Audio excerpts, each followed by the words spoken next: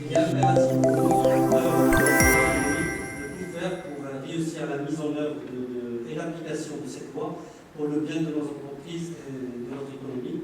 Enfin, je vous encourage à participer. SAGE, votre contribution est inestimable pour la réussite de cet événement. Je vous remercie tous pour votre attention. Ainsi que les documents justificatifs et afférents. Cette directive met également l'accent sur les responsabilités de chacun des intervenants et notamment la responsabilité de la direction qui établit la déclaration et qui en est la seule responsable. Elle a également et conformément à la loi confirmé que seul le commissaire aux comptes, désigné et titulaire du mandat du commissariat aux comptes, est autorisé à fournir. Elle est applicable également aux entreprises de droit privé et les délégataires de services publics. Et elle est également applicable aux établissements publics qui exercent de manière habituelle une activité commerciale. Les établissements publics, c'est une composante importante dans le tissu économique et parfois même origine de beaucoup de retards de paiement. Donc, ils sont dans le giron de à la loi.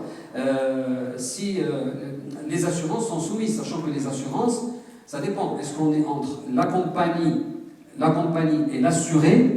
Il y a un délai déjà prévu par le Code des assurances, et de 15 jours. Il ne faut pas l'oublier. Donc là, c'est le délai particulier que l'on porte. Et on est dans ce cadre-là.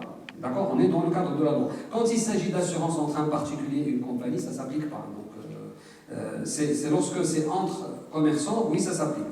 Les FNP sont-ils concernés par la déclaration? Alors, je voudrais m'arrêter sur les FNP. Avec l'esprit de la loi, normalement, il ne doit plus y avoir des FNP. Mohamed Ben Mokhtar, expert comptable, président de la commission fiscale et sociale et d'accompagnement de l'entreprise de la CGM Tanger Tétouan El Hoceima.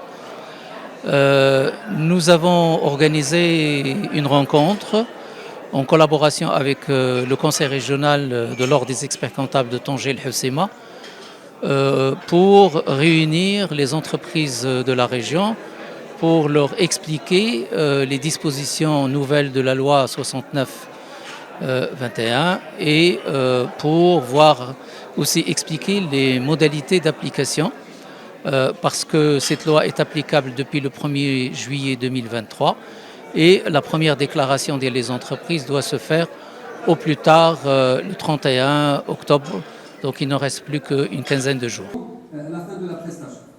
Alors, il y a une petite précaution à prendre, s'il vous plaît, dans les calculs. Quand on parle de 60 jours, 90 jours, la loi ne parle pas de délai franc. Ça veut dire quoi, pas délai franc? Ça veut dire que quand on dit délai franc, ça veut dire le jour même de l'émission de la facture